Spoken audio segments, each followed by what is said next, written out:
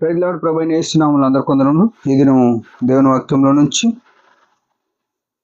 కీర్తనలు 20వ అధ్యాయము 7వ వచనం 8వ వచనం కూడా. కొందరు రథములను బట్టి కొందరు గుర్రములను బట్టి అతిశయపడదు, మనమైతే మన దేవుడైన యెహోవా నామమును బట్టి అతిశయపడదు.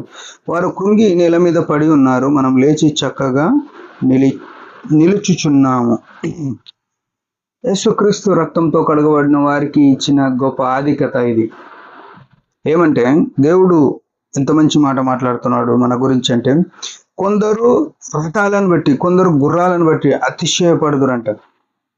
నిజమే. ఈ లోకంలో చూడండి, కొందరు అంటే ఆ దినాల్లో దావీదు రాసిన ఈ మాటలు దావీదు దినాల్లో ఇవి జరిగినాయి. ఇప్పుడు ఎందుకు కొందరు రథాలను బట్టి కాదు, కొందరు కార్లను బట్టి, పొలాలను బట్టి, బంగారాన్ని బట్టి, బంగ్లాలను బట్టి, లేకుంటే బలగాన్ని బట్టి, కులాన్ని బట్టి, అందాన్ని బట్టి, చదువును బట్టి, ఇంకా ఎన్నో ఉన్నాయి. ఉద్యోగాన్ని బట్టి, పదవిని బట్టి, చుట్టూన్న సైన్యాన్ని బట్టి, ఊరును బట్టి, ప్రాంతాన్ని బట్టి చెప్పుకుంటూ పోతే ఎన్నో ఉన్నాయి. దేశాన్ని బట్టి, మతాన్ని బట్టి ఎన్నో రకాలుగా అతిశయపడుతున్నారు. మేము ఇది అని అనుకుంటున్నాం. ఓ ప్రియ సహోదరుడా, సహోదరి, ఇవన్నీ యేసుక్రీస్తు రక్తంతో కడగబడిన మనలో ఉంటే ఎట్లా?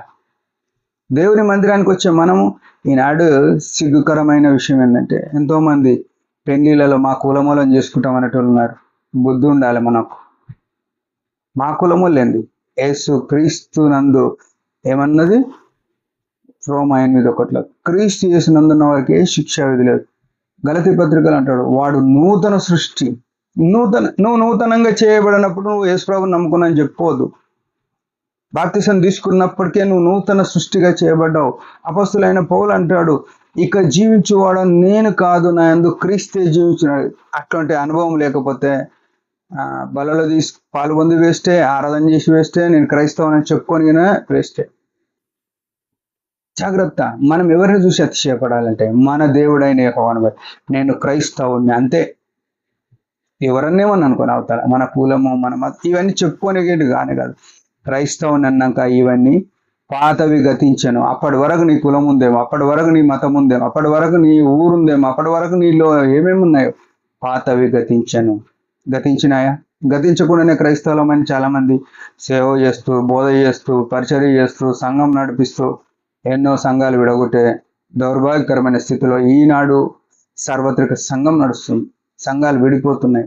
ఇలాంటి డైవర్షన్స్ తీసుకొని వస్తున్నాం. కానీ ప్రతి ఒక్కరు ఒకనాడు లెక్క చెప్తారు దేవుని ఎదుట, క్రీస్తు న్యాయపీఠం ఎదుట. ప్రతి ఒక్కరు ప్రత్యక్షం కావాల్సి వస్తుంది. శరీరంతో జరిగించిన ప్రతి క్రియలు మంచివైనా సరే, చెడ్డవైనా సరే. 1 కొరింథీయుల అపొస్తలుడైన పౌలు చెప్తాడు. ఇక్కడ చూస్తే మనమైతే మన దేవుడైన యెహోవాను బట్టి అతిశయపడదుము. ఉందా అతిశయం? యేసు ప్రభుని నమ్ముకున్నానని ఎవరికైనా చెప్పడంలో అతిశయపడుతున్నావు? ప్రైజ్ లార్డ్ చెప్పడానికి సిగ్గుపడేటోళ్ళు ఎక్కడ అతిశయపడతారు? మేము క్రైస్తవులం అని చెప్పుకోవడానికి సిగ్గుపడేటోళ్ళు మనం ఎక్కడ అతిశయపడుతున్నాం? ఇది నష్టం తీసుకొచ్చేది. ఇది వేషధారణ జీవితం. నువ్వు క్రైస్తవుడు అయితే క్రైస్తవును అని చెప్పేసి యథార్థత అది. వేశ్యలు ముందుగా పరలోకం పోతారు. మత్తయి సువార్త 25:33లో వేశ్యలు ముందుగా పరలోకం పోతారు, వేషధారులు పోరు. ఇది గుర్తుపెట్టుకోవాలి మన జీవితంలో. అయితే వారు కృంగి నేల మీద ఎవరు కృంగి పడతారంటే, ఎవరు వేషధారులు అయి ఉంటారో వాళ్ళు కృంగి నేల మీద పడి ఉంటారు. మనం చక్కగా నిలబడుతున్నామంటే భక్తుడు అంటున్నాడు, మనం చక్కగా నిల్చున్నామంటే మన దేవుడైన యెహోవాను అనుసరిస్తేనే, ఆయన మనకు తోడుంటేనే నిలబడేవారమైనాం. కీర్తనలు 68:19 అంటాడు, మా దేవుడు మాకు పూర్ణ రక్షణ కలగజేయ దేవుడై ఉన్నాడు. అనుదినము ఆయన పూర్ణ రక్షణ కలుగజేస్తాడు.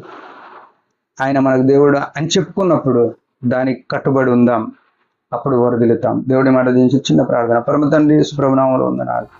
కొందరు నిజంగానే గుర్రాలను బట్టి, రథాలను బట్టి అతిశయపడ్డట్టు నేటి దినంలో ఉన్న వాటిని బట్టి అతిశయపడుతున్నా. దయతో మేము క్షమించాం. మేము ఎక్కడైతే నీకు ఆయాస్కరంగా ఉన్నాం దయతో క్షమించి నెమ్మదినిచ్చి నిన్ను బట్టి అతిశయపడటకు కృపనీయమని, నీ రక్షణను బట్టి హెచ్చించుటకు అతిశయపడ్డ కృపనీయమని యేసు నామములో ప్రార్థిస్తున్నాం తండ్రి. ఆమేన్. మీరందరి పరిచయం గురించి భారంగా ప్రార్థన చేయండి. Praise the lord.